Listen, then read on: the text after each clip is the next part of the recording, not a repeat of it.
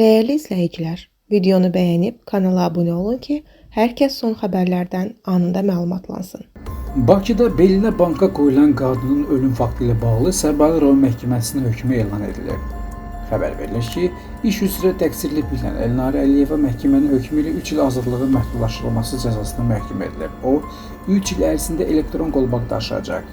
Qeyd edək ki, İstintaq işinə əsasən bu il fevralın 8-də Elnarə Əliyeva qonşusu və Sədrək Ticarət Mərkəzində birlikdə işlədiyi Sədaqət Nəbiyevanın soyuqlanması səbəbindən belinə banka qoyub. Bu zaman Əliyevanın əlindəki etil spirti ehtiyatsızlıqdan Sədaqət Nəbiyevanın üzərinə tökülüb və alışqanla təmas olduğundan dərhal yanmağa başlayıb. Bədəninin 30-35% yanıq xəsarətləri alan qadın hadisədən 15 gün sonra ölüb. Faktla bağlı Elnarə Əliyevaya Cinayət Məcəlləsinin 124-cü ehtiyatsızlıqdan adam öldürmə maddəsi ilə cinayət işi başlanılıb.